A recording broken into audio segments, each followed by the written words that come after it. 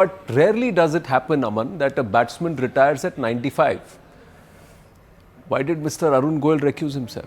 Well, that's $1 million question, Anand. It's not been officially said so far why Mr. Arun Goel resigned. What were the reasons? All kind of speculations have been in Delhi, his differences maybe with the CEC over certain issues. But I think that is now, Anand, in the past. We have 2 new election commissioners taking over, and we'll see the full bench of EC in a way today announcing the dates at the press conference.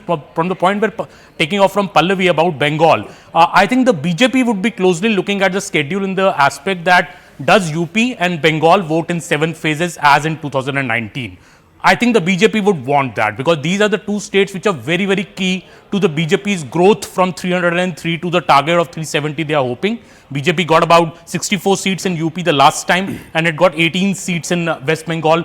BJP is looking at big gains in both these states. I would say they are looking at almost like a 20 plus from these 2 states combined. That is a big figure they have. So if it votes again in 7 phases, mind you, West Bengal earlier used to poll in lesser phases. It's only after the 2018 mega violence which happened in the Panchayat polls that made EC do a 7-phase poll in Bengal even in the last elections in 2019. I think they will stick to the same in the upcoming schedule also. Also another important state, of course, Bihar, which also polls in 7 phases because of the sheer size of the state. So these 3 states polled in 7 phases in the last poll. It will be interesting to see what happens this time. So Uttar Pradesh is a given that it's going to poll across the 7 phases. What happens with Maharashtra? Another interesting state, and there are a lot of developments there, ladies and gentlemen. 2 ladies who are now joining us, who are figuring it out that it's getting quite hot out there, is Arunima and Payal Mehta.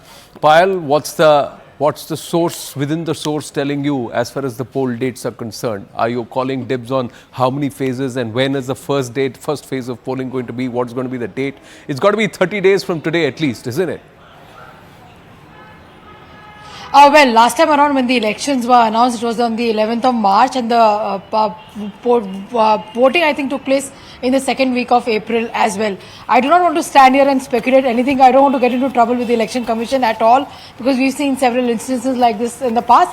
But the Election Commission has had an entire round across the country, have gone to all the states including Jammu and Kashmir, assess the situation. And remember, it's actually a proud moment for all of us, Anand. We are in a democracy where, of course, it's such an elaborate process of election that really takes place. There's so much of effort which goes into the announcing of the election, conducting of the election.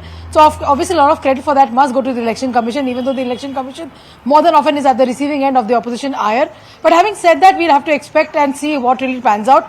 And even as far as states like Bengal are concerned, like states like Chhattisgarh are concerned, where of course you have Naxal violence that takes place, Manipur also will be one state to watch out for in terms of how the elections take place there, because Manipur has practically been shut down for over a year's time now. So we'll have to just see how it really pans out. As far as political parties are concerned, the job has well and truly begun. The BJP has already announced more than 262 seats. So obviously they really know and they are well prepared to take the election on.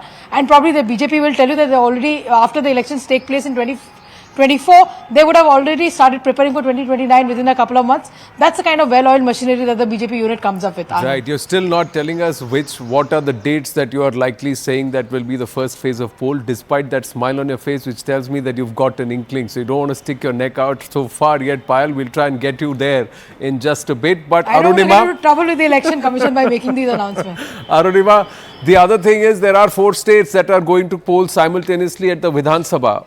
Is that likely to include another union territory? I'm talking about Jammu and Kashmir. Is that possible?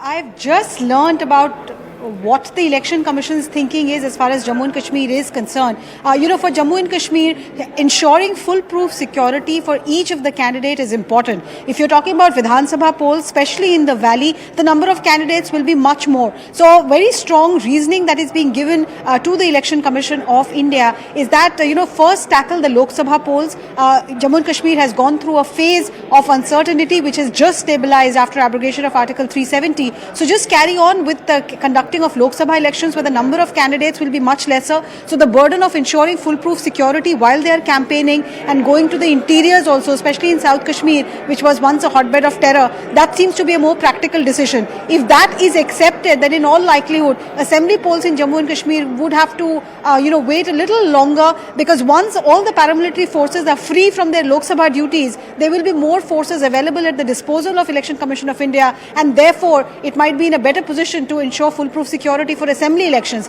That's the logic we are being given at this point. 30th of September, before that, there will be assembly elections, or there will be elections in Jammu and Kashmir has been a commitment that's been given. 5th of August is an interesting date, ladies and gentlemen. Why should somebody let that go to conduct the assembly polls in Jammu and Kashmir? We'll wait and watch what the EC decides. These are all speculations. But quickly bringing it back into the studio, Pallavi, which are the states that we're going to watch out for? South, will certain key states start polling together? Will there be some amount I would watch out for all of South, because see, even as we speak today, the Prime Minister is in Telangana.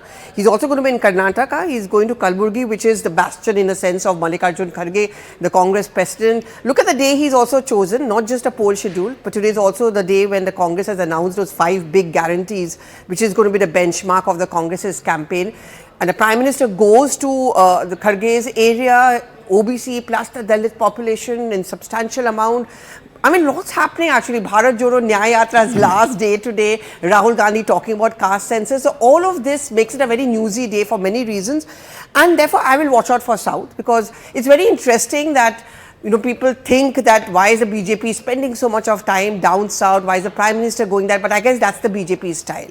I mean, as a Bengali, I can say this, at one point of time, no one ever thought that BJP would be a player in West Bengal, and look at them. So if you take out the 25 seats of, or 28 seats of Karnataka, if you take those seats out, the 100 seats, remaining seats that are there, Kerala, Tamil Nadu, Andhra and Telangana, the BJP is nowhere. The BJP has not been there beyond Karnataka at all. This time around, the News 18 mega opinion poll says there will be about 25 seats to be gained in these 100 seats. Now, is that possible? That is mainly because the Andhra alliance is sorted. So, you know, last time the BJP could not open its account in Andhra Pradesh. This time they have an alliance in place with the TDP and Pawan Kalyan. So, that is where the gain is coming from. Of course, if BJP opens its account, Anand, in Kerala and Tamil Nadu, that's very keenly watched. And the our opinion poll shows that 5 seats to NDA in Tamil Nadu and 2 in Kerala.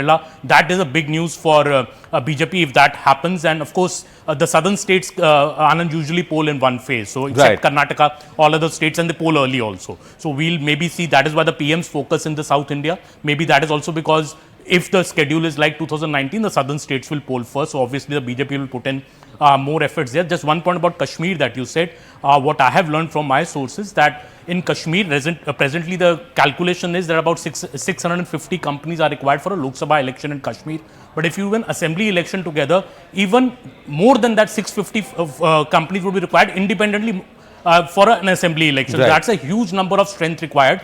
But of course, we have a September 30th deadline, and we have the Amarnath Yatra coming up soon after the Lok Sabha elections end. So the window, I think, is only mid-August till September end. So that is maybe the window that the election commission may look at. That's why I said don't forget the 5th August date. Yes. There is a reason why that 5th August date is significant, ladies and gentlemen. Ram Mandir Shilanyas 5th August, but abrogation of Article 370 5th August. So that 5th August date is also in time for the 30th September deadline. But phase 1, Shivani, you got something. So very interestingly, you were talking about these states where the BJP can gain, right? So this is phase 1. Usually we can expect that the phase-wise polling that will be announced by the Election Commission today will mirror roughly this. So of course you've got parts of the northeast, you've got Uttarakhand, western UP going, some parts of Bihar, but I want to focus on this region. Now this is of course including Andhra and Telangana, and in the first phase itself, this time around, the BJP can actually gain. That's what the expectation is. I just want to quickly break down. In the others here, the INDA alliance as it stands today won only 11 out of these 91 seats. The others were 38. So who are these others? You've got the YSRCP at 22. Of course, they swept.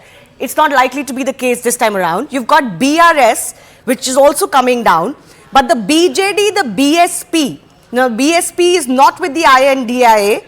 And the BJD, well, it's all up in the air right now. But these are the areas where the BJP could actually gain. Why? Because this time around, they've got the TDP with them. And the TDP is expected to make a comeback as far as Andhra Pradesh politics is concerned. Even in Bihar, you know, the JDU is in effect. There's, of course, the Sena factor because some parts of eastern Maharashtra have gone to polls in the first phase. So actually, the point is that in the first phase itself, the BJP will hope to make big gains. And as you know, Anand, in our News 18 mega poll, in Andhra and Telangana both, there are massive gains.